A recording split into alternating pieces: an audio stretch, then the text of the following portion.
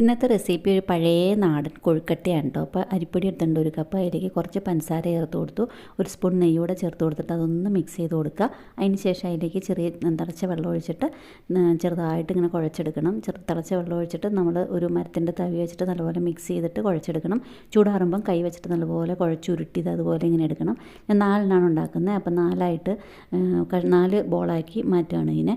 4 ബോളാക്കി മാറ്റിയിട്ടുണ്ട്. പിന്നെ ഒരു പ്ലേറ്റിൽ ഇപ്പോൾ ഇവിടെ തേങ്ങ ചിരകിയതെടുത്തിട്ടുണ്ട് 1 കപ്പ്. അതിലേക്ക് ഒരു 1/4 കപ്പ് ശർക്കര കൂടെ ചേർത്ത് കൊടുത്തിട്ടുണ്ട്. 1 സ്പൂൺ ഏലക്കാപ്പൊടി ചേർത്ത് കൊടുത്തിട്ടുണ്ട്. നല്ലപോലെ ഒന്ന് മിക്സ് ചെയ്യുക. അതിനുശേഷം നമ്മൾ എടുത്ത് വെച്ചേക്കുന്ന ഒരു ബോൾ കയ്യിൽ നെയ്യ് പുരട്ടിയിട്ടെടുക്കുക. അപ്പോൾ അത് ഒട്ടും പൊട്ടില്ല. നമ്മളിങ്ങനെ പരത്തൊക്കെ ചെയ്യുമ്പോൾ ഒട്ടും പൊട്ടിയൊന്നും പോവില്ല. ഇനിയിപ്പോൾ ബോൾ നല്ലപോലെ പരത്തിയെടുത്തിട്ട് അതിലേക്ക് നമുക്ക് ഈ 1 സ്പൂൺ നമ്മുടെ ശർക്കര തേങ്ങ മിക്സ് എടുത്ത് വെച്ച് കഴിഞ്ഞതിന് ശേഷം നല്ലപോലെ ഉരുട്ടി ബോൾ പോലെ ആക്കിയിട്ട് ഇത് ഒന്ന് ആവിയിൽ പുഴുങ്ങിയെടുക്കണം. അപ്പോൾ അത് ആവിയിൽ ഇവിടെ പുഴുങ്ങിയെടുത്തിട്ടുണ്ട്. നല്ല ടേസ്റ്റ് ആയിട്ടുള്ള കൊഴുക്കട്ടയാണ്. ഇഷ്ടപ്പെട്ടാൽ ഒന്ന് ഫോളോ ചെയ്തേക്കണേ.